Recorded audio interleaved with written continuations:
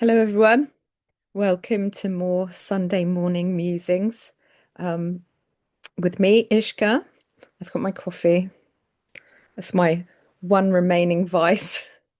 Um, I've got hot cross bun still everywhere. Um, so this morning, I was speaking to what I believe to be almost like us, like the universal consciousness. It was like all our souls, kind of like speaking to your higher self, but it was universal, which is different for me because normally I get individual deities, archetypes, individuals coming in. But this was definitely all of us. And they were talking about regrets and soul progression and what true enlightenment is. And so I wanted to talk to you a bit about that. So, um, they were talking about things you've done in the past, and this sort of fed into what Gwyn ap Nuith was talking about a few weeks ago, where he was expressing that the past was done and it almost didn't matter. You needed to be in the present, not presence, and that almost in some timelines it hadn't happened. So it happened to you, but not necessarily to other people that were involved. And I've noticed this recently, actually. I go to my mum and dad's every week, just once a week to visit them. And I've been having conversations with them, and they both individually will remember things I remember differently, completely differently. Like entirely different things happened, but the outcome was the same. It's really interesting. And whereas before I would have thought, they've remembered wrong, actually, I'm beginning to realize that they were just on completely different timelines. And then we met again, and the outcome was the same, but they had got to that point in a completely different way. So I was thinking about all that today in meditation. And this universal consciousness, kind of awareness of everyone's higher selves, came in and said, you know, even if you did terrible things, and this is what Gwyn said the other day as well, we've all done bad things, wasn't it? We've all done bad things. And um, in whether it's in this life or a past life, everyone's done something really bad that you would think now was really, really bad. And that's kind of part of your experience, part of your learning, and it's for a reason. And so I was thinking about today because I've been feeling quite, I don't know whether it's because Mercury's retrograde, but I've been thinking a lot about the past and things that I've done that I'm not proud of. And this universal consciousness came in and it said that those things are of real value. And I guess with everything that's going on in the world as well, it's making me really sad. It's making me really disgusted. I'm really uncomfortable with it. But I'm also uncomfortable with distancing myself from it. There's this sense of needing to witness what's happening, but not emotionally take it on board, which is really, really hard when you're an empath as well. And it's caused me to think about other things that I've done in the past that have made me feel uncomfortable or that other people have done to me. And this universal consciousness was saying it was, I'm not going to say it was angelic because it was us. It was all our higher selves. That's the best way of describing it.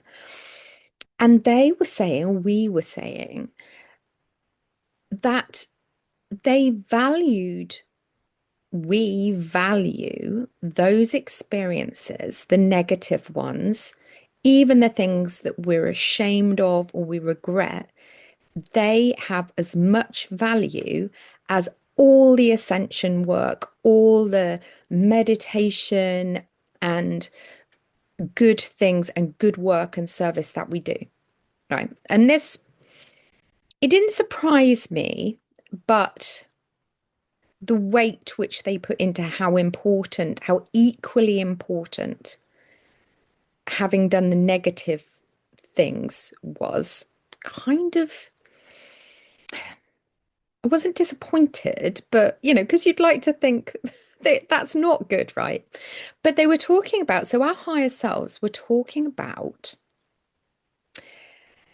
the way we learn, the way the universal consciousness learns is almost like feeding AI, the way AI learns. And they were saying that the negative experiences are just as important as the positive experiences because otherwise there would be no balance. Otherwise, there would be no universal learning. It would all be really one-sided. And this would defeat the object. And then there would be no contrast to understand what is good and what is bad because it would all be one level of experience. And this also got me thinking about the lower vibrational energies and the darker energies that, that I've encountered who've been like apex predators of spirituality. We would, they're like the great white of entities. And yet they've helped, maybe not in the way that you would like to experience help, but actually where they've got you to in the sense of what you have got out of that experience of encountering those energies has actually benefited your development, right? And again, this gave me this sense of this contrast of not being able to understand what the light is without having seen the dark, and not being able to understand what the dark is without having seen the light. And so this is what they were trying to explain to me, that actually it was really important that you'd done things you regretted, or that you'd done things that you weren't proud of, or that you were ashamed of, because when you take that back to the collective, when you pass away, or even if you're connected, if your soul is developing, and you're meditating and things while you're alive, you're feeding that back, you're reconnecting, and you're feeding in that learning in real time, and that it was really valuable. And then they said that soul development, ascension, enlightenment is not about purity, right? This was fascinating. It's not about purity, it's about balance. So it's about having done all the things, good things, bad things, questionable things, things that were ethically, morally questionable, things that went against your beliefs, betraying yourself, all the shadow stuff, right? That we do loads of shadow work on to come to terms with. They said that is what enlightenment is about. That is ascension. It is not the eradication of these negative things, it's the learning from them. And they're not saying that you should be doing negative stuff deliberately, consciously, because that is low vibrational, right? They're saying that recognizing the things you've done in the past that you now regret or think that you would never do now, or, were just, you made the decision from your head or from a basal level, and not from your heart, or not from an honorable place.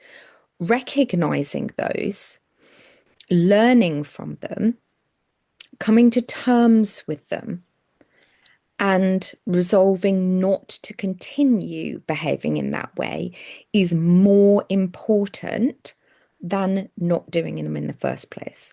Because doing them or having done them is valuable to the collective in their learning. Because they were explaining that even though we repeat patterns ancestrally in our own lives, people do similar things all throughout history, everyone carries those things out and also experiences them and the aftermath of them uniquely. And so every single experience of that is therefore unique and part of the learning. So when they're talking about achieving your highest possible vibration, they're not talking about purging all the bad things you've done and purifying yourself. And they're talking about living in an honest way, in a clean and pure way as possible as you can, but having achieved a balance and understanding of the things that have happened in the past, not eradicating them because they are equally valuable. And they said that you will still do things. You're not going to be perfect. It's not about perfection. You will still do things occasionally where you might be sitting down later and go, oh, I could have dealt with that better. I could have, I made that response rashly. And it's about identifying those things and working out what you could learn from them and how you could do it differently. And this is a practice, actually. That is a really key part of Sushumna Kriya yoga practice, which is a form of meditation and a form of living, really. And part of that practice is not just medication, meditation.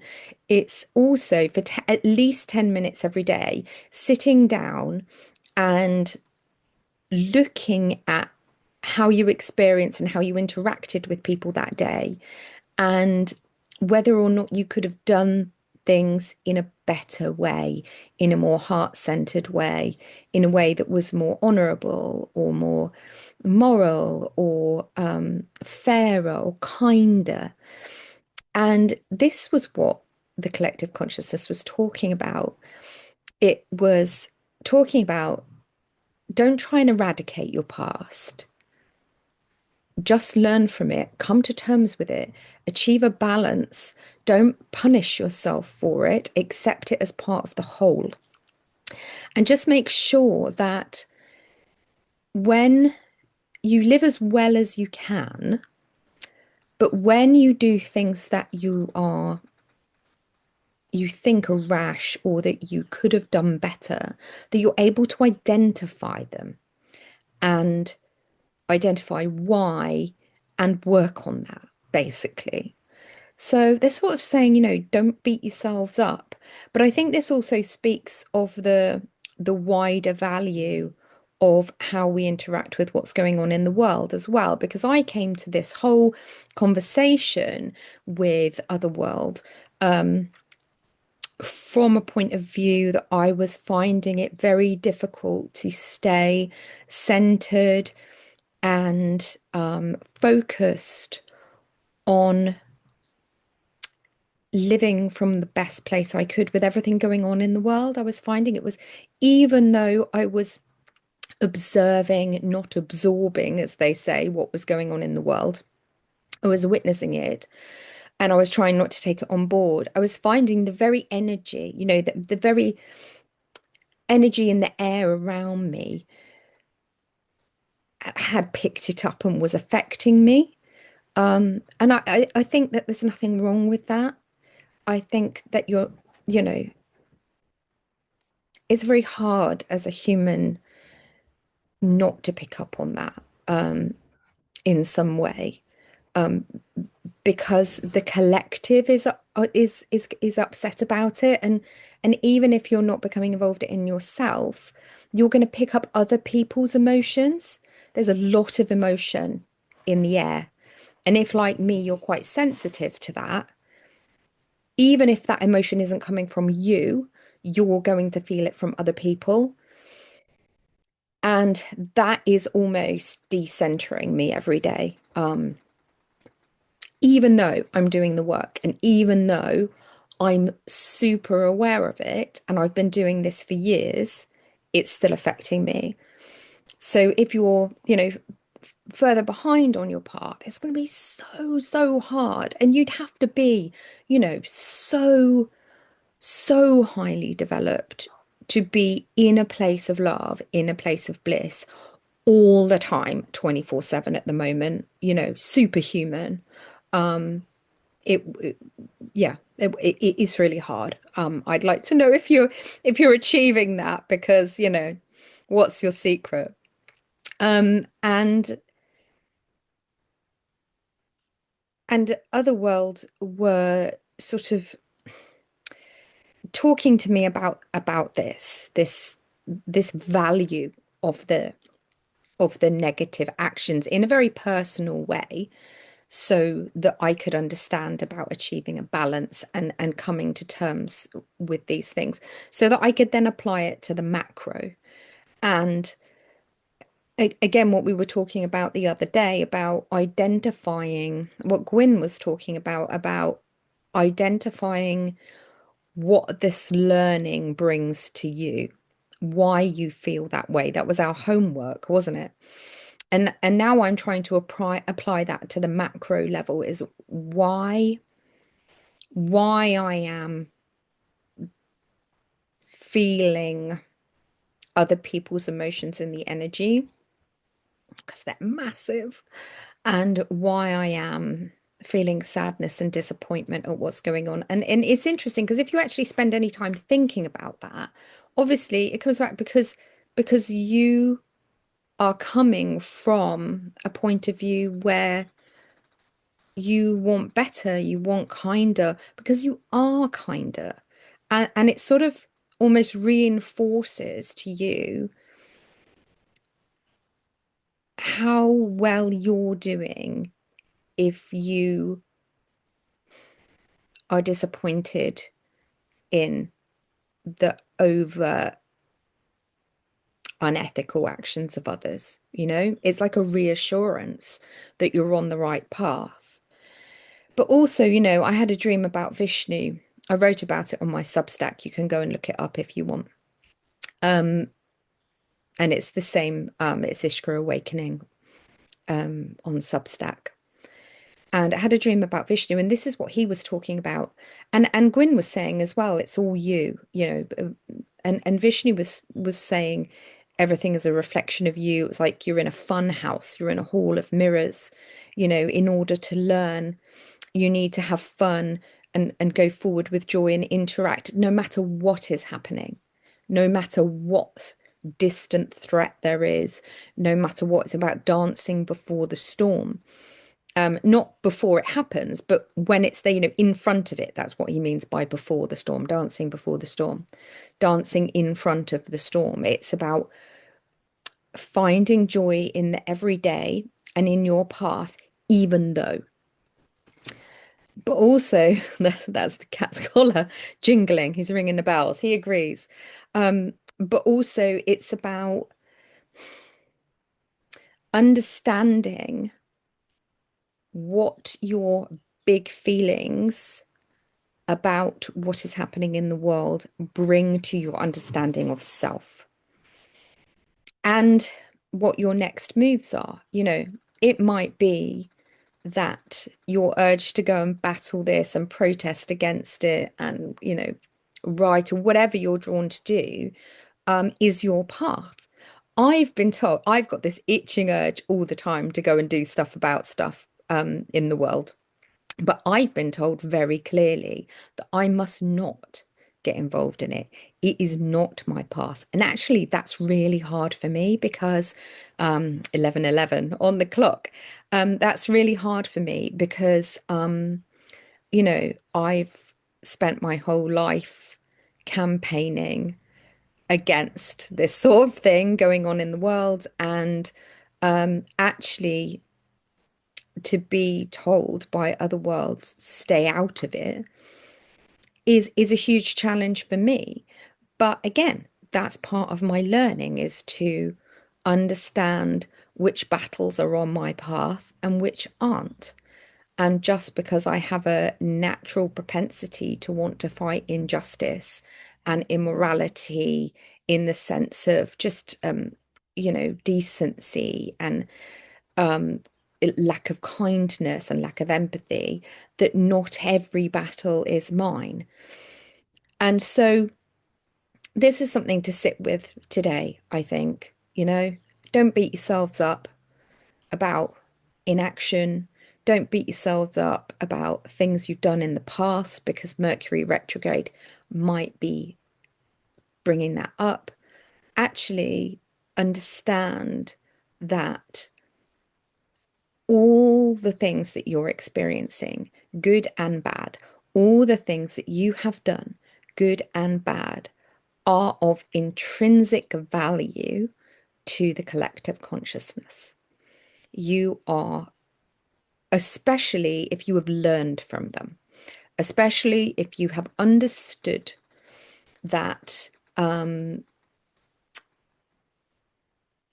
what you did was dishonorable or selfish or greedy, or any of those things, or hasty or unkind or whatever, however small, however massive. The most important thing is actually that you have understood and progressed on from it, not that you never did it in the first place. And I think that's a really valuable understanding from Otherworld today. And that helps us put into context. It doesn't make it okay, of course, but it does help us put into context the really extreme examples of that we're seeing in the world. And somewhere in the world and in someone's timeline, that is their learning, however extreme. And it is bringing change. It does bring change, and that change will be of value. So I hope that brings you some hope today. Let me know what you think in the comments, or if you have anything to add to that. And perhaps I'll see you on another Sunday morning. Cheers.